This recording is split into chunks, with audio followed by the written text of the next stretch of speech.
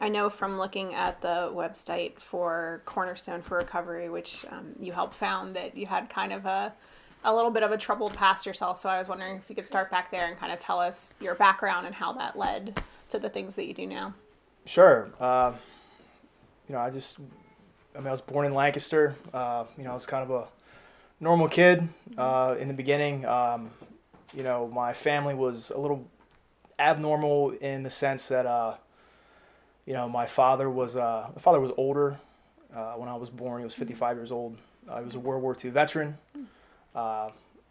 He was bachelor basically, and he met my mother. She had 5 children already, and they met, and he kind of embraced his situation, and they had me. So he was an old head, to have a kid. Yeah. And my mother got sick when I was 6 years old. She got sick with breast cancer, and it was pretty rapid. We went to Florida in July to go visit my sister. Had a baby, and we went down to go see the baby, and that was July of 1983. And she found a lump in her breast, and we flew back to Pennsylvania, and she passed away that September. So it was like a 3-month span of her being sick. Yeah. And I was 6 going on 7. My father was 63 years old at that point. Wow. With me. Yeah. And yeah, that kind of set the stage for I just got real angry, you know what I mean? I got real chip on my shoulder kind of thing.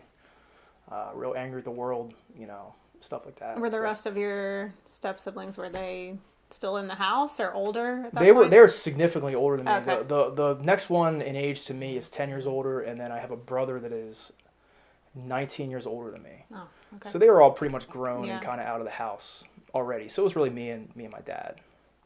Okay. Yeah. So after that happened, then I think I read that your dad had some problems with alcohol as well. Like I said, he was in World War II. I actually went on Ancestry.com recently, and I found out my grandfather, his dad, was in World War I.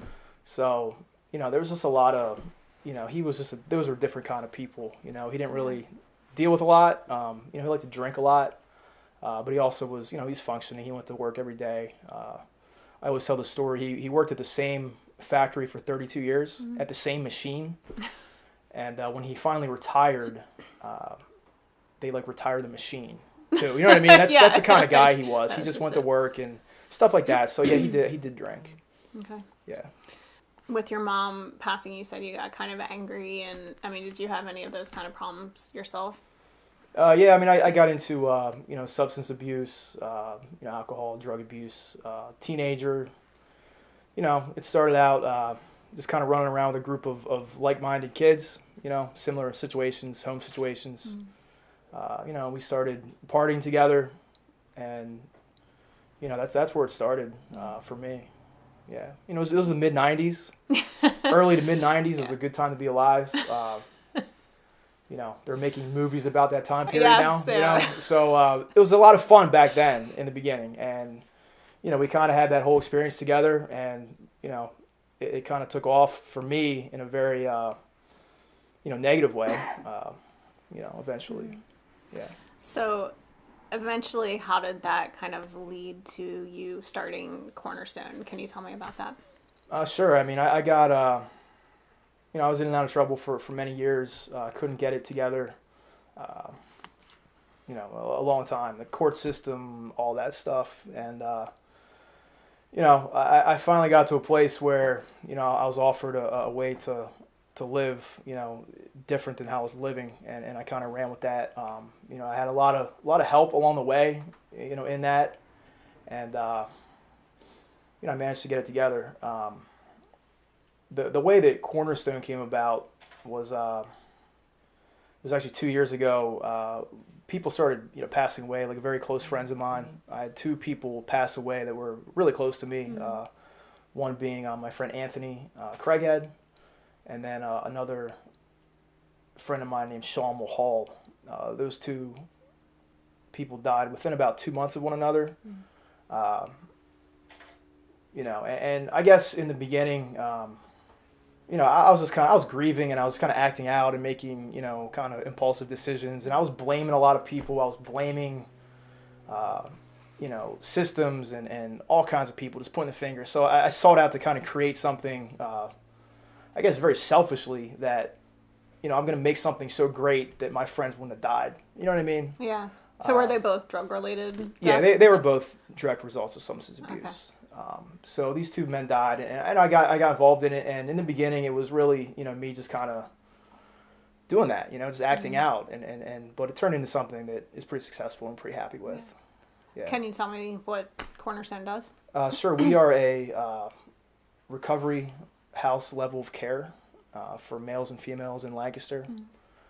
These people are transitioning out of inpatient facilities, rehabs, prisons. We do take people, off of the street, indigent status people, and we offer them safe and sober living so that they can transition back into society and, get support and get jobs and get back on their feet and walk out the door and never have to look back. Yeah.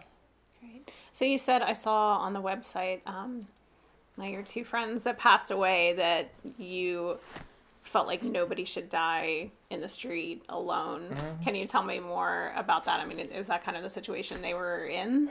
The first one, yeah. Anthony, absolutely. It was like the typical, just heartbreaking dynamic of a person that kind of died very, in a tragic way. They're all tragic, but he really just never got it.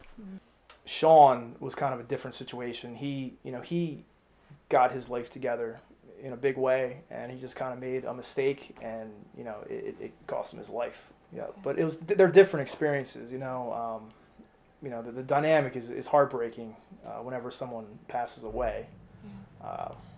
It's always sad. I know that you also have a scholarship that you've started because of Anthony. Can you tell us about that? Sure. We do the Anthony Craighead Memorial Skateboard Scholarship, where we give away free skateboards to kids in Lancaster in his honor. Anthony Craighead, as we called him, Craighead, was, when we were younger, he always would just give things away to people, and he always had new products and everything. So when he was done with them, he would always be pretty quick to kind of kick it down and hand it down to the next guy and keep everybody riding, really, in a sense. Yeah. So we wanted to kind of honor that, and do something nice and try to make something positive out of his passing. Great. So did you skateboard yourself? Absolutely, yeah. That's how we met. Yeah, that's of course. Yeah, we had a whole little crew. Yeah. That's awesome. What were some of the places that you skated around here? Oh my Lord. Reynolds Junior High, best natural East Coast skate spot ever. All right.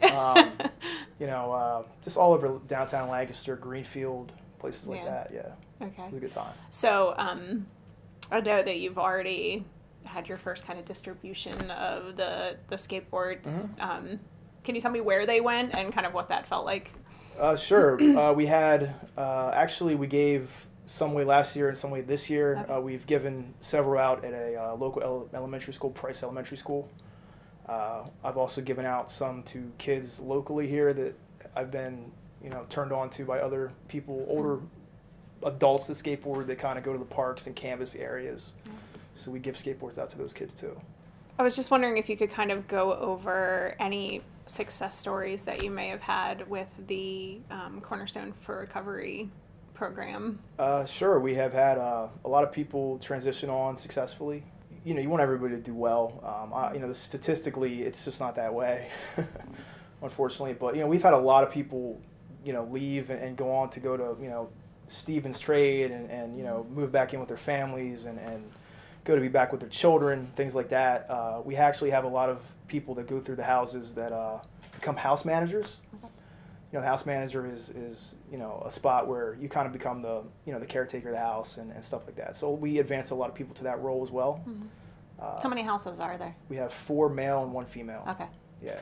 And all around Lancaster? Yep. Cool. Yeah, well actually the female house is in Columbia, okay, but all the men's houses are in Lancaster City. Yeah, we have a house in each section of the city. Okay. Yeah, southeast, northeast, southwest, and southeast. Cool. And how does somebody get into a house? They can call our admissions person, who happens to be my wife, Megan. Her information is on the website. It's an admissions process. It takes a few minutes over the phone. We do accept a couple scholarships too. The Capital Area Behavioral Health Collaborative, which is a scholarship that the state gives out. That'll pay the first 6 weeks of your rent. But yeah, just call the number. Yeah. So they just live there and kind of help take care of the house, and they do pay rent and work, and do you help them find jobs or anything like that? We don't do any kind of job placement assistance. We do, there's a lot of just kind of people that I know just locally that have, businesses and stuff like that, and they always contact us, hey, do you have anybody? But, we provide them food, we provide them, peer support as far as, transportation to support meetings, things like that. So just a way to get back on their feet. Absolutely. And stay clean. Yeah, yep. What's the hardest part of that job? What's the hardest part? Yep. You have to kind of maintain a pretty strong boundary. I personally do anyway, because, you don't want to get close to people sometimes, because, you may have to you may be in a position where you have to tell them they can't live there anymore. It may be as cold as it is right now. It is difficult. Mm-hmm. So I have to kind of maintain a boundary and not, get really close to people. And that's difficult, because you want to, I want to go there every day and just, pal around with everybody and dap everybody up and just, hang out. But I can't do that, unfortunately, as an owner. Okay, on the flip side, what's the best part? The best part is, just seeing people, the lights come back on, in their eyes, and, they you see them get a job, and then, you see them, they get happy, and 6 months later they move out, and I'll see them around town, and, hey, how are you doing? And they're like, oh, I got my own place now, and that's the best part, seeing people succeed. Awesome. Yeah. So you do all of that, but then you also have another full-time job, right? So Correct, this is just kind of stuff that you do on the side just to help people. Yeah, pretty much. Yeah, it's just a side project. And you have kids. How do you have time to do all this? I'm blessed with I have a good wife and good support. Oh, that's great. Yeah. Okay, so as far as in the future, what are some of the goals that you have? Let's start with Cornerstone. So what are the kind of the goals for the future as far as that's concerned? We're going to just continue to expand, hopefully open up some more houses. The thing about this whole thing, and just, treatment in general and addiction and substance abuse in general, is, the scales are always going to be tipped on the side of people that are in need. You know what I mean? And there's never going to be enough resources, ever. The addict and the alcoholic, the substance abuser will never go away. So we have to provide that service, and we're going to continue to do so, and hopefully get more beds and maybe expand into other areas. Mm-hmm. Yeah. And as far as Tony Skateboard Scholarship, where would you like that to go? Just kind of keep doing what you're doing? Yeah, we're going to continue to do it, until it, outgrows its usefulness, okay. And just keep rocking. Every year we kind of do a T-shirt mock-up, and we sell shirts, with a different design on them. We're just going to do that, keep having fun with it. Where would people go if they wanted to, donate skateboards or something like that? We have a Facebook page. It's the Anthony Craighead Memorial Skateboard Scholarship Facebook page. The information is on there. There's a GoFundMe link on there. Okay. Yeah. If someone out there is struggling right now that watches your interview or reads your interview, what do you recommend? Yeah, just someone's suffering. There's a way up and a way out of this thing, 100%. Just get help somehow. There's, tons of treatment facilities around here, detoxes, inpatients. Just go get help somehow, and that's sometimes the hardest thing, is to, really, throw your hands up in the air and say, I need help, but that's the first step, is admitting that something is absolutely wrong, and then just take action on that. I want to thank my wife, Megan, for her support with the business and personally, and in my marriage. I want to thank a friend of mine, Nick Ashby, who was a huge contributor to the Craighead Scholarship. Okay. He was one of the co-founders, and just anybody that's ever shown me, patience, kindness, and forgiveness along the way.